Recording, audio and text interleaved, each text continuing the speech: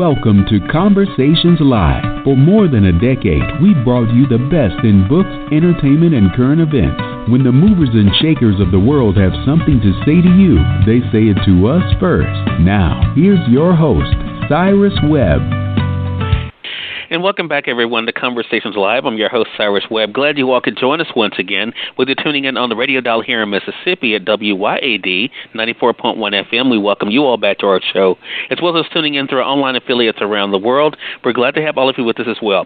I'm excited to welcome Tawatha Agee to our program today. Tawatha is a voice that many of us have gotten to know, not only, of course, because of hit records, but also the amazing way that she's been able to use her voice over the years. We're going to talk to her about what it's been like for her to be recognized, what she's done in the studio, as well as on stage, and also, of course, what it's been like for her to know that music was that gift that she's been given, and what it's been like for her to see the way that that gift has impacted others.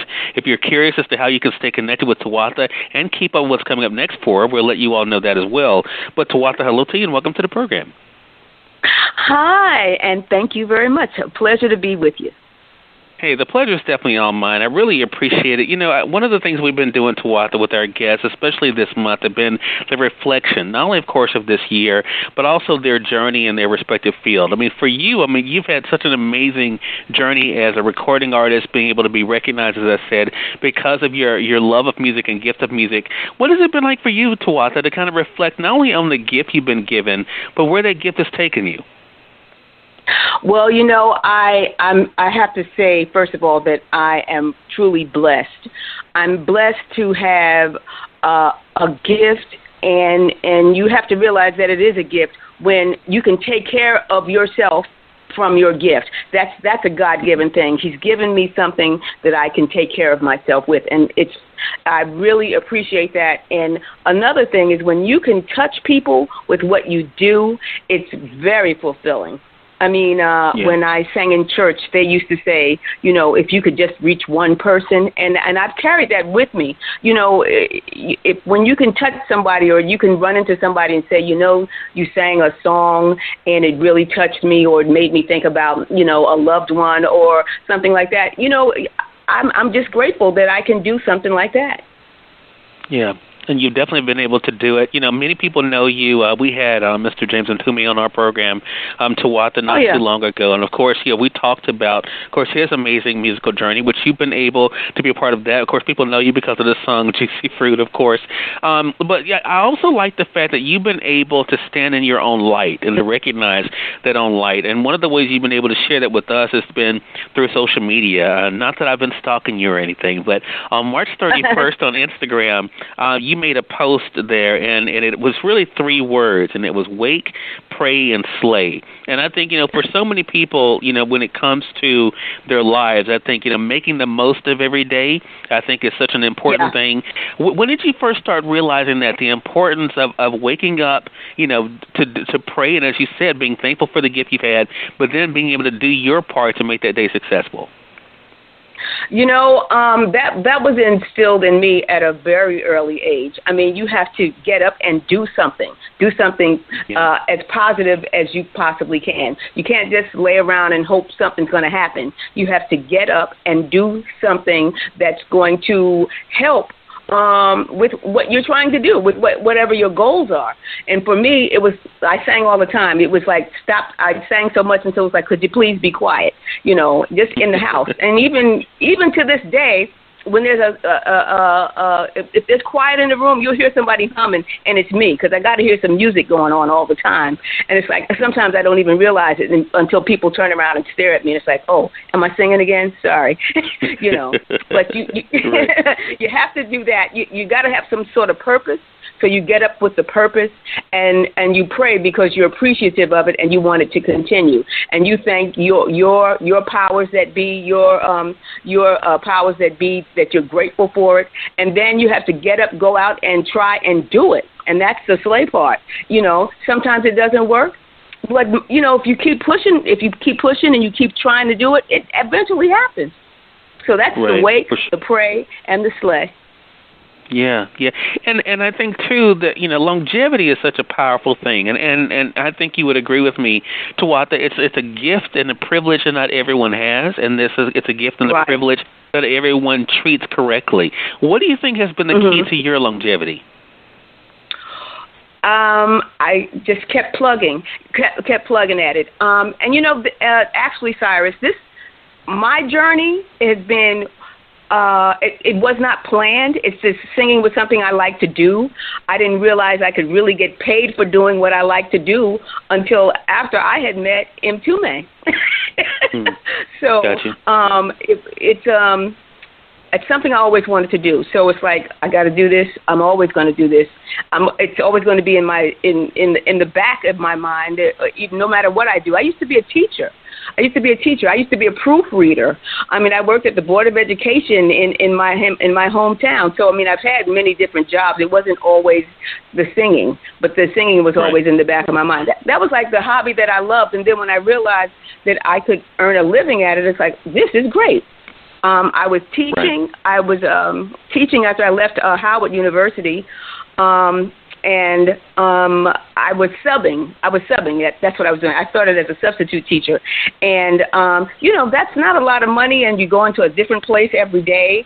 And when I met Mtume, he had some sessions for me, and it's like I made more in one session than I did all week, as a teacher. So it's like, okay, what am I going to do here? I need to make up my mind, and I went with the singing because I could always go back to teaching. And that's been more than 30 years. I never had to go back, fortunately. Yeah.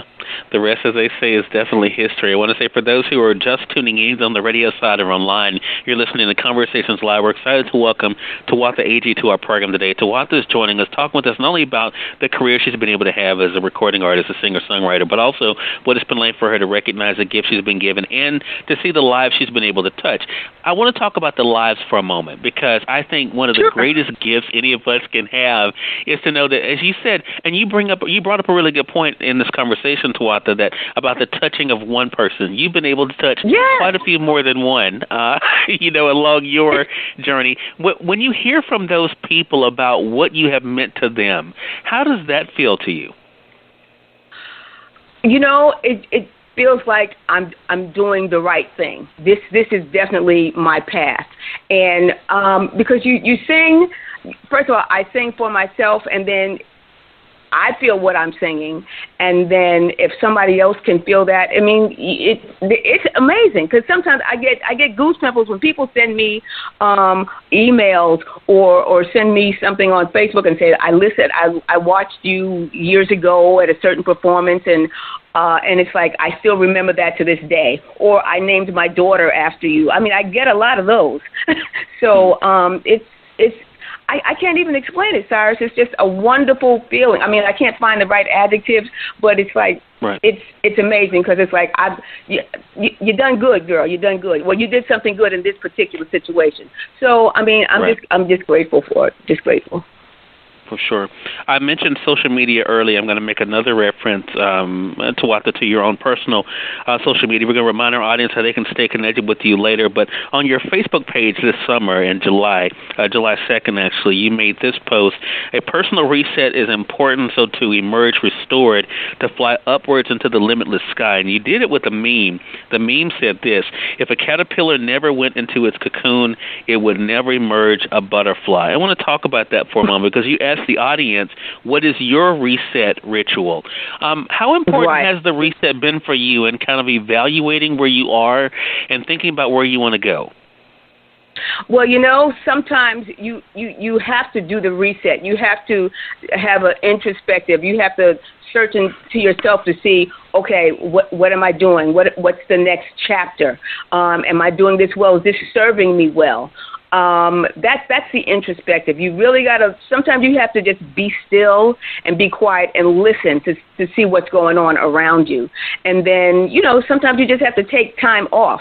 I know we're all busy, but sometimes even if it's 5 or 10 minutes a day, you need to reflect on what your purpose is and just how you're going to make it. I mean, I think we all do that in one form or another. We have to think about what's next and how am I going to make this next move, or is this next move right for me? So, it's just the reflection. And some people meditate, or I call it reflection. It's just, you just have to be to yourself and just think about what's going on. You got to be still and hear what's going on. Yeah. You were in the music business, Tawatha, and I think, and I've heard people say, and I can imagine with any creative, the business side is the part that cannot always be the most fun. What has kept music fun for you, though, as you've gone throughout this experience? Well, I've had the pleasure of working with artists from different genres of music. Even though I listen to a lot of different genres, I mean, I just have the pleasure of working with country artists, rock artists, or R&B, whether it's Al Green, Aretha, whether it's David Bowie, or even Annie Lennox, Eric Clapton. I mean, I've done a lot of pop stuff. And I've just been very fortunate because I love music, period. And so whether it's Lenny Kravitz or doing the rock and roll thing, and I did several tours with Lenny, and I've sung on a couple of his albums, whether it's Lenny or whether it's Luther. And I had the distinct pleasure of singing on all Luther's albums except for two. And the one I didn't sing on was when Juicy Fruit came out, and I was on tour with him too, man. Yeah. So, I mean, I've had the pleasure of working with so many different people, and also not just touring, but in the studio or on TV performances. You know, so, I mean, that's where I can get the gumbo. You know what I'm saying? I can get all these different things going, and I can appreciate each one, because, you know, when you sing something long enough, you know, you really start to like it.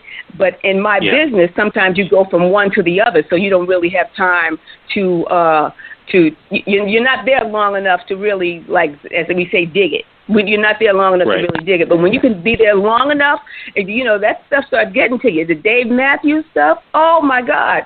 I love Dave Matthews. The man is a brilliant songwriter and a consummate professional. And I worked with him in like 1999. They called me back 15 years later. They never had background singers. I was one of the first background singers that they ever had. And I got my crew. We sang with we toured with the Dave Matthews Band. And then 15 years later, they decided they want background singers, and they call me again.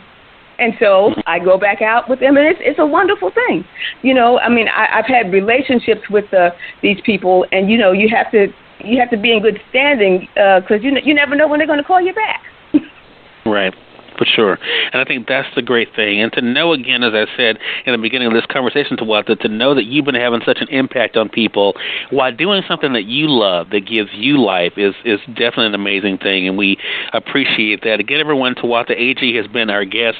Great conversation with you, Tawatha. We've been talking with her not only about the journey in music she's been on, but also what it's been like for her to share that with all of you. Make sure you all go to her website. I mentioned her social media, but her website is www.tawathaagee.com, and I'll spell that for you all. It's www.tawathaagee.com. Again, that's tawathaagee.com. And there, of course, you can find out more information about Tawatha. And make sure you all are also following her on social media as well. She's made it very easy, as she's on Facebook. You can find her on Twitter at Tawatha Agee, as well as on Instagram, as I mentioned earlier. And Tawatha, it goes without saying, you're welcome back here anytime. I look forward to having you back again. Oh, that would be wonderful. I'd love to talk to you a little longer next time.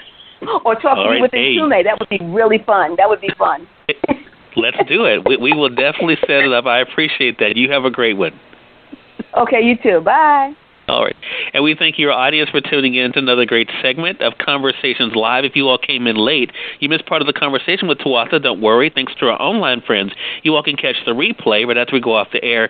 The link is already available through our social media site. So head over to Facebook.com/Cyrus Webb or go to Twitter.com/Cyrus Webb. If you click on the link there, you can listen to the show completely for free and share with your friends from there too. Until next time, I'm your host, Cyrus Webb, saying, as always, enjoy your day, enjoy your life, enjoy your world. Make sure you take out time to enjoy some good music as well as a great book. Thank you all for choosing Conversations Live today. You all make it a great one.